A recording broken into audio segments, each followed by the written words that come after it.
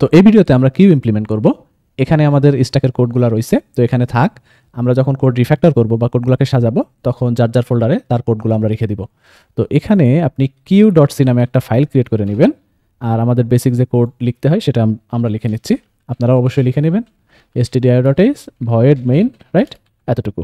এখন স্ট্যাকের সময় কি করছিলাম, আমরা স্ট্যাকের একটা সাইজ ডিফাইন করছিলাম, তাই না? আমাদের কিউ তো ফিক্সড সাইজের একটা কিউ ডিক্লেয়ার করতে চাচ্ছি বা কিউ এর কাজ করতে চাচ্ছি, তো সে কারণে আমাদের কিউ সাইজ লাগবে। তো আমি সেটা ডিফাইন করে নিচ্ছি, কিউ সাইজ, রাইট? এটা ধরেন যে 50, ওকে। তারপরে আমাদের একটা কিউ ডিক্লেয়ার করতে হবে, একটা অ্যারে। তো ইন্ট কিউ এবং সেটা কিউ সাইজের, তাই না? তো বুঝতেই পারছেন আমাদের কিউতে আমরা ইন টাইপের ডেটা রাখতে পারবো। তো এটা থেকে আমাদের কি অ্যাপ্রোচ বেটার? আমাদের টাইপ ডেপ অ্যাপ্রোচটা বেটার, টাইপ ডেপ ইন টাইপ, রাইট? আর আমরা ইন্ট না লিখে এখানে জাস্ট টাইপ লিখে দিব, তাহলে এইখানে যে কোনো চেঞ্জ করলে সেই টাইপের কিউ হয়ে যাবে আমাদের। এটা মোর ফ্লেক্সিবল, ওকে। তো এতটুকু কোড আমরা কিন্তু লিখে নিচ্ছি। এখন আমাদের স্ট্যাকের সাথে কিউ এর একটা ডিফারেন্স আছে, সেই ডিফারেন্সটা বুঝতে হবে। আমরা জানি একই ইন্ডে স্ট্যাক কাজ করে, যেখানে পুশ হয় ওখান থেকেই পপ হয়, রাইট? সেম ইন্ডে পুশ পপ একই ইন্ডে, কিন্তু কিউ এর সময় কিন্তু ডিফারেন্ট। আমরা যদি মেকানিজমটা একটু আরেকবার দেখি তাহলে দেখবেন এই যে এইখানে মানুষ এসে দাঁড়ায় কিন্তু লাইনের লাস্টে, তাই না? এই ইন্ডে, তার মানে এন কিউ এই সাইডে, আর মানুষজন সার্ভিস পায় কিন্তু এই সাইড থেকে, তাই না? টেবিলের সাইড থেকে, তার মানে ডিকিউ ওই সাইডে। তো কিউ দুইটা ইন্ডে কাজ করে। এই কারণে স্ট্যাকে একটা ভ্যারিয়েবল লাগে স্ট্যাক ইমপ্লিমেন্টেশনের জন্য, কারণ ওটা এক সাইডেই কাজ করে, একটা ভ্যারিয়েবল দিয়ে ট্র্যাক রাখা যায়। কিন্তু কিউতে দুই সাইডে হওয়ার কারণে আমার দুইটা ভ্যারিয়েবল লাগবে দুই সাইডে ট্র্যাক রাখার জন্য, ঠিক আছে? তো এই দুইটা ভ্যারিয়েবলের নাম ফিক্সড বা জেনারেলি এরকমই দেওয়া হয়। একটাকে বলা হয় ফ্রন্ট আর একটাকে রেয়ার। ফ্রন্ট কোথায় থাকে? ফ্রন্ট হচ্ছে ওই যে টেবিলের কাছাকাছি যে লোকটা, তাই না? একদম সামনে যে আছে। আর রেয়ারকে যে লাইনের পিছনে দাঁড়ায় আছে। এবং ইনিশিয়ালি এই দুইটার মানে হচ্ছে -1 দেওয়া হয়। তো এইটা -1 দেওয়ার একটা রিজন আছে। তো যখনই দুইটার মানে -1, এটা দ্বারা বোঝায় যে আমাদের কিউটা হচ্ছে এমটি, কিউতে কোনো এলিমেন্ট নাই। তো আমি যদি এটা গ্রাফিক্যালি দেখাই, এইরকম একটা ঘটনা বা এইরকম আমাদের একটা কিউ যেখানে বিভিন্ন এলিমেন্টগুলো স্টোর করা হবে, তাই না? তো কোনো এলিমেন্ট নাই, রাইট?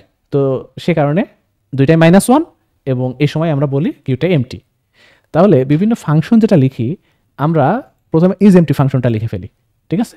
তো এটা বুল ইজ এমটি এবং এ কী করবে? রিটার্ন করবে যদি ফ্রন্ট সেটা যদি -1 হয় এবং রেয়ার সেটাও যদি -1 হয়, দুইটাই যদি -1 হয় তাহলে ট্রু রিটার্ন করবে, ঠিক আছে? মানে এটা এমটি। আর যদি না হয় সেক্ষেত্রে ফলস রিটার্ন করবে। তো এখানে একটা ইরোর দিচ্ছে, আমরা জানি ইরোটা দিচ্ছে হচ্ছে এসটিডি বুলের কারণে, কারণ আমরা বুলিয়ান ডেটা টাইপ ইউজ করছি, দ্যাটস ইট। এবং ফ্রন্ট রেয়ার ইরোর দিচ্ছে কারণ কি? কারণ আমাদের দুইটা ভ্যারিয়েবল লাগবে, ফ্রন্ট সেটার মান -1 আবার রেয়ার সেটার মানও -1, দ্যাটস ইট। তাহলে আমাদের একটা ফাংশন কিন্তু কমপ্লিট। এরপরে কি হবে? এরপরে আমাদের মেকানিজমটা বুঝতে হবে, ভালো করে খেয়াল করেন। প্রথম এলিমেন্ট যখন পুশ হবে, তাহলে আমাদের পুশ করার সময় আলটিমেটলি এনকিউ করার সময় কিন্তু আগে দেখতে হবে যে আমাদের কিউটা ফুল কিনা, রাইট? আর ডিকিউ করার সময় কি দেখতে হবে? এমটি কিনা, যে আমরা কোনো খালি জায়গা থেকে ডিকিউ করতেছি কিনা। তো দুইটা কন্ডিশন কিন্তু দুইটা ফাংশনে দিতে হবে শুরুতে। তো প্রথমে ভালো করে খেয়াল করেন, প্রথম যখন মানে এনকিউ হবে প্রথম এলিমেন্টটা, তখন এই ফ্রন্টের মান এইখানে চলে আসবে, অর্থাৎ ফ্রন্টের মান হয়ে যাবে 0, ঠিক আছে? এটা প্রথম ক্ষেত্রে, অন্য সময় কিন্তু হবে না। ফ্রন্ট জাস্ট 0তম ইন্ডেক্সেই পয়েন্ট করে থাকবে, আর কোনো জায়গাতে নড়বে না। 0 জায়গাতে এবং -1 এই দুইটার ভেতরে এসে ভ্যারি করবে। -1 হবে এক সময় যখন স্ট্যাকটা এমটি হয়ে যাবে, আর যখন 0 হবে তখন এমটি হবে না, রাইট? মানে কোনো একটা এলিমেন্টও আছে। এটা হচ্ছে ফ্রন্টের কাজ। তো আর রেয়ার হচ্ছে বিভিন্ন জায়গাতে মুভ করবে এখান থেকে। তো দেখেন ভালো করে বুঝেন, প্রথম যখন এলিমেন্ট আসলো তখন ফ্রন্টের মান 0 হইল, ঠিক আছে? এবং রেয়ারের মান হচ্ছে 0 হবে এবং রেয়ার বিভিন্ন জায়গায় পয়েন্ট করবে। পরে আরেকটা এলিমেন্ট এখানে যখন এনকিউ হবে তখন জাস্ট রেয়ার এখানে চলে আসবে, অর্থাৎ রেয়ারের মান প্লাস প্লাস করে বা ইনক্রিমেন্ট করে ওই জায়গাতে আমরা ডেটাটা রাখবো। এরপরে আবারও যখন এলিমেন্ট আসবে তো রেয়ার প্লাস প্লাস করে ওই জায়গাটা ডেটাটা রাখবো।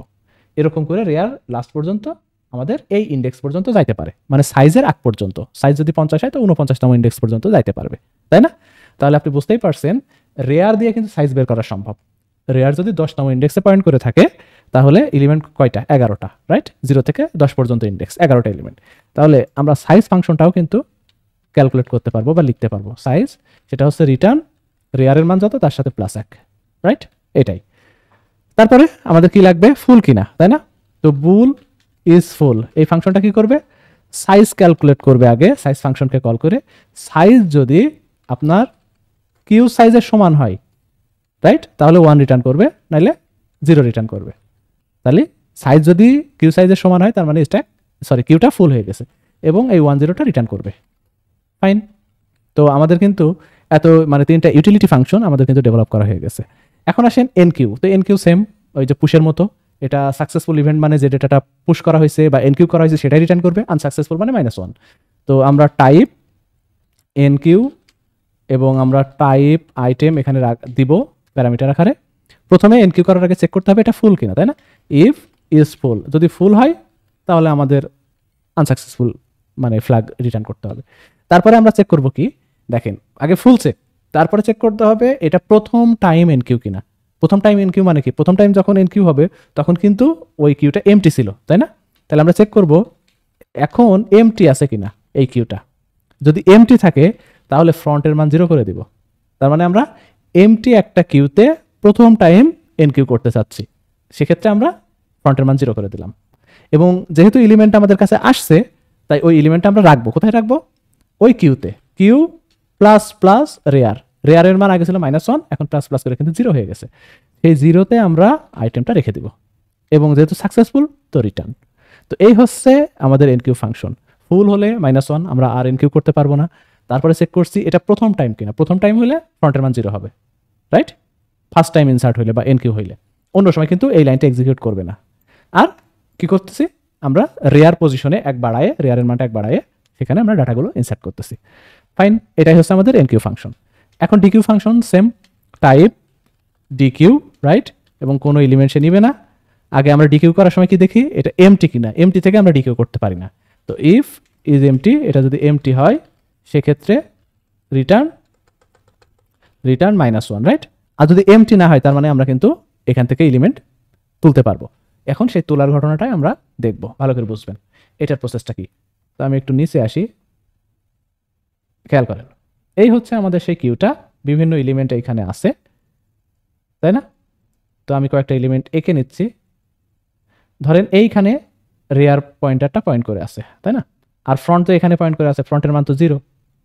এখন এই এলিমেন্টটা কিন্তু প্রথম এলিমেন্ট, তাই না? তো এই এলিমেন্টটা আমাদের কি হচ্ছে, ডিকিউ হচ্ছে, ডিকিউ। তাহলে এ যদি বের হয়ে যায় তাহলে আমরা লাইনের জানি তো, আমরা টিকিট কাউন্টারে সামনের জন যদি টিকিট কিনে ফেলে তাহলে সবাই এক ঘর করে সামনে যায়, রাইট। তাহলে এ কিন্তু এখানে চলে আসবে, এ এখানে চলে আসবে, এরকম করে সবাই কিন্তু মুভ করবে, রাইট। তাহলে এই ঘটনাটা আমাদের এখন লিখতে হবে। কিন্তু ঘটনা হচ্ছে এই যে 1তম ইন্ডেক্স, রাইট, যে 2 নম্বরে দাঁড়ায় আছে, সে যদি এখানে চলে আসে তাহলে এই জায়গা কিন্তু রিপ্লেস হয়ে যাবে, যেটা কিন্তু আমাদের ডিকিউ ডেটা। তো এই ঘটনাটার কারণে আমরা কি করি, আমরা হচ্ছে প্রথমে এই যে প্রথম পজিশনে বা 0তম ইন্ডেক্সের যে ডেটাটা আছে সেটা একটা ভ্যারিয়েবলে কপি করে রাখি, এটার একটা কপি আমরা রেখে দিই, ঠিক আছে, কপি করে রাখি। তারপরে আমরা যখন এই রিপ্লেস করি তাহলে এটা যদি এখানে যদি রিপ্লেস হয়ে যাও তাও কোনো প্রবলেম নাই, কারণ আমরা ওই প্রথম এলিমেন্টের একটা কপি রেখে দিচ্ছি, রাইট। তো সেটাই আমাদের করতে হবে। তো যদি আমাদের এমটি না হয় তাহলে আগে টেম্প নামে একটা ভ্যারিয়েবলে এই কিউ এর ফ্রন্ট থেকে আমাদের কপি করে রাখতে হবে টেম্পে, রাইট। তারপরে আমাদের লুপ চালাইতে হবে কোথা থেকে, বুঝতেই পারছেন, ভালো করে খেয়াল করেন কোথা থেকে লুপ চালাইতে হবে, এই যে এখান থেকে, তাই না, এই ইন্ডেক্স থেকে 0তম ইন্ডেক্স থেকে শুরু করে একদম রেয়ার যে পয়েন্ট পজিশনে আছে সেই পজিশন পর্যন্ত, বাট ওই পজিশনের আগ পর্যন্ত চালাইলেই হবে। কেন হবে সেটা আমরা লিখবো ভালো করে, মানে সেটা আমি দেখাচ্ছি। দেখেন মানে শুরু থেকে একদম শেষ পর্যন্ত। তো খেয়াল করেন এখানে int I equal to front থেকে শুরু করে আলটিমেটলি 0 থেকে শুরু করে, আপনি এখানে 0 দিলেও কোনো প্রবলেম নাই, I less than rare then I plus plus, ঠিক আছে। এই ঘটনাটা কি করবো আমরা, ওই যে কিউ আছে সেই কিউ এর আই পজিশনে কিউ এর i+1তম থেকে সবসময় কপি করব। তাহলে এইটা যদি আমি একটু গ্রাফিক্যালি দেখাই আপনাদের তাহলে কিভাবে ঘটতেছে ভালো করে খেয়াল করেন। আমি ডিফারেন্ট কালার নিলাম, আমরা তো কপি করে রাখছি আগে, তো সমস্যা নাই, এটা আমরা ডিকিউতে মানে রিটার্ন করতে পারবো, কোনো প্রবলেম নাই। খেয়াল করেন এটা i এর মান 0 আর এটা কিন্তু i এর মান 1। তো প্রথমে কি হচ্ছে, প্রথমবার যখন লুপ ঘুরতেছে তখন 0 আর 0+1, এই মানে 0+1 এর ভ্যালু 0তে রিপ্লেস হচ্ছে, তাই না। তো 0+1 মানে 1, সেটা এখানে রিপ্লেস হচ্ছে, তো ফাইন এইখানে রিপ্লেস হলো। তারপরে i এর মান তো 1 হচ্ছে, তার মানে 1 আর 2 এই দুইটো, তো 2টা 1 এ রিপ্লেস হচ্ছে, এইটা এখানে রিপ্লেস হচ্ছে, তাহলে এ এখানে চলে আসলো, এ এখানে চলে আসলো। এ যেহেতু এখানে চলে আসছে তাহলে এই জায়গাটা রিপ্লেস একে দিয়ে করলে কোনো প্রবলেম নাই। আবার এ যেহেতু এখানে চলে আসছে তাই একে দিয়ে এখানে রিপ্লেস করলে কিন্তু কোনো প্রবলেম নাই, রাইট? তো এরকম করে সবগুলো হচ্ছে। এখন রেয়ারের আগ পর্যন্ত কেন? কারণ যখন খেয়াল করেন এইখানে যদি কত 0 1 2 3, এটা হচ্ছে 3, তাই না? আর এটা কিন্তু 3 + 1 4, তাহলে 3-র ইন্ডেক্সে বা 3তম ইন্ডেক্সে 4 রিপ্লেস হবে, তাই না? তো জাস্ট এই পর্যন্তই তো শেষ। 3-র জায়গাতে 4 যদি রিপ্লেস হয় তাহলেই তো হয়ে গেল। 4-এর জায়গায় তো আর এখানে রিপ্লেস হওয়ার কেউ নাই। তো রেয়ার যে পয়েন্ট যে জায়গায় আছে তার আগ পর্যন্ত দিলেই হবে, কারণ তার আগ পর্যন্ত দেওয়া মানে ওইটার জায়গাতে রিপ্লেস হবে এইটা, রাইট? তো এটাই আমি করতেছি, এই যে রেয়ারের আগ পর্যন্ত। আর আয়ের মান যখন রেয়ারের আগ পর্যন্ত তখন i+1 মানে কিন্তু রেয়ার। তো এই হচ্ছে আমরা জাস্ট কপি করলাম, ঠিক আছে? এখন এটা কপি করার পরে তারপরে আমাদের কাজটা কি হবে? যেহেতু একটা বের হয়ে যাচ্ছে তাহলে কিউয়ের সাইজ কিন্তু একটু ছোট হয়ে গেছে, তাহলে রেয়ার পয়েন্ট করেছিল কোথায়? এইখানে। রেয়ার কিন্তু এক ঘর বামে সরে আসবে, তাই না? তো বুঝতেই পারছেন, কারণ লোকজন সরে এসছে, রেয়ার এখন এখানে পয়েন্ট করে আসছে। রেয়ার সবসময় লাস্টে পয়েন্ট করে থাকবে। তো এই ঘটনাটা করার পরে আমরা কি করব? এই ঘটনাটা কপি হলো, তারপর এই লুপের বাইরে এসে রেয়ারের মান মাইনাস করে দিলাম, 1 কমায় দিলাম, ঠিক আছে? তারপরে কি করব? আমরা রিটার্ন টেম করে দিব, যেটা আমরা কপি করে রাখছিলাম সেটা রিটার্ন করে দিলাম। এখন এখানে আর একটা ঘটনা আমাদের জানতে হবে। আপনি একটু ভালো করে চিন্তা করেন যে এইটার টার্মিনেটিং ঘটনাটা কি। তো আমি আরেকবার এইটা আঁকতেছি, ভালো করে খেয়াল করেন, এটা খুবই ইন্টারেস্টিং। ধরেন একটাই এলিমেন্ট আছে, ঠিক আছে? তখন কি হবে? তখন কিন্তু ফ্রন্ট এইখানে পয়েন্ট করে আছে অফকোর্স, তাই না? রেয়ার কোথায় পয়েন্ট করে আছে? রেয়ারও সেম জায়গায় পয়েন্ট করে আছে। ফ্রন্টের মানও 0, রেয়ারের মানও 0। এই সময় আমরা ডিকিউ করতে চাচ্ছি। তো এলিমেন্ট যেহেতু আছে, এটা এমটি না, তার মানে ডিকিউ কিন্তু হবে। তো এটা কিন্তু আমরা টেম্পে রেখে দিচ্ছি, রাইট? এটা টেম্পে চলে আসলো। এখন এখান থেকে কপি হওয়ার কিছু কি আছে? না। তাহলে লুপটা কিন্তু ঘুরবে না, তাই না? লুপটা একবারও চলবে না। তাহলে কি করতে হবে? তো বুঝতেই পারছেন, এই লুপটা যদি না চলে একবারও, দেখেন ভালো করে খেয়াল করেন, এই লুপটা যদি একবারও না চলে তাহলে কিন্তু কি হবে? কোনো জিনিস কপি হবে না। আর কপি যদি না হয় তাহলে রেয়ারের মান তো -1 এখানে হবে, তাই না? বুঝতেই পারছেন, রেয়ারের মান এখানে তো কমবে, কারণ এই কোড তো এক্সিকিউট হবে। এইটুকু কোড এক্সিকিউট হবে না, বাট রেয়ার 1 কমে যাবে। আর 1 কমে যাওয়া মানে কি? রেয়ারের মান তো ছিল 0, 1 কমে যাওয়া মানে -1। তো রেয়ার -1 হওয়া মানে কি? অফকোর্স ফ্রন্টও -1 হবে, কারণ ওই কিউতে আর কোনো এলিমেন্ট নেই। তো এই রেয়ার মাইনাস হওয়ার পরে আমাকে চেক করতে হবে যে রেয়ারের মান কি কমে -1 হয়ে গেল এখন? ইফ রেয়ার এটা যদি -1 হয় তাহলে ফ্রন্ট এটাও -1 হবে, দ্যাটস ইট। তার মানে স্ট্যাক বা কিউটা এখন এমটি। তো এটাই হচ্ছে মোটামুটি আইডিয়া। তো আশা করি বুঝছেন, কারো কোনো সন্দেহ থাকার কথা না। তারপরও আপনারা একবার চেক করবেন। এখন টাইপ কি করব? টাইম ফার্স্ট, আমরা ফার্স্ট এলিমেন্ট, তাই না? তো ফার্স্ট এলিমেন্ট কিভাবে পাবো? জাস্ট রিটার্ন কি করব? আগে সবসময় রিটার্ন করার আগে এমটি কিনা চেক করবো, কারণ কোনো এলিমেন্ট যদি নিতে হয় আগে এমটি কিনা দেখতে হবে। যদি ইজ এমটি হয় তাহলে -1, আর যদি না হয় তাহলে কিউ এর ফ্রন্টটা রিটার্ন করব, রাইট? ফ্রন্ট মানেই তো ফার্স্ট, রাইট? তো এতটুকুই কিন্তু আমাদের কোড। তো আশা করি বুঝছেন যে এটার আইডিয়া কি। তো এই সিনট্যাক্সটা হচ্ছে লাস্ট আইটেমের জন্য। লাস্ট আইটেম যখন আমাদের এই টেম্পে আসবে তখন এই লুপটা চলবে না, তখন রেয়ারের মান ঠিকই -1 হবে, আর -1 হলে ফ্রন্টও -1ই হতে হবে, এবং ওই লাস্ট এলিমেন্ট যেটা 0তম ইন্ডেক্সে ছিল সেটা কিউতে মানে ডিকিউ হবে। এখন আমরা জাস্ট কোডগুলোকে কম্পাইল রান করবো একটু। তো এখান থেকে প্রথমে কি করি? আমরা কিউতে এনকিউ করি, এনকিউ 10, তারপরে আবারও এনকিউ করি 20, তারপরে 30, এরকম এনকিউ করলাম, ঠিক আছে? দেন প্রিন্টএফ, এখানে সাইজ প্রিন্ট করি, সাইজ, এটা \n, দেন সাইজ, রাইট? সাইজ ফাংশনকে কল করলাম। তারপরে ডিকিউ করি, ডিকিউ, আমরা এলিমেন্টটা রাখতেছি না, ডিকিউ, রাইট? তারপরে আবার আমরা সাইজ ফাংশনকে কল করি, যেহেতু 2বার ডিকিউ করছি তাহলে কি আচ্ছা এখানে ডিকিউ একটা থাক। তারপরে আবারও আমরা সাইজ ফাংশনকে কল করি। এই হচ্ছে মোটামুটি আইডিয়া। তাহলে সাইজ এখানে কত? সাইজ এখানে কিন্তু 3, তাই না? তো 2বার ডিকিউ হওয়ার পর এখানে সাইজ কত হবে? এখানে 1, তারপর আবার ডিকিউ হয়েছে, তার মানে সাইজ কিন্তু 0, রাইট? এটা 0। তো এই হচ্ছে মোটামুটি কোডের আইডিয়া। এখন আমরা কি করব?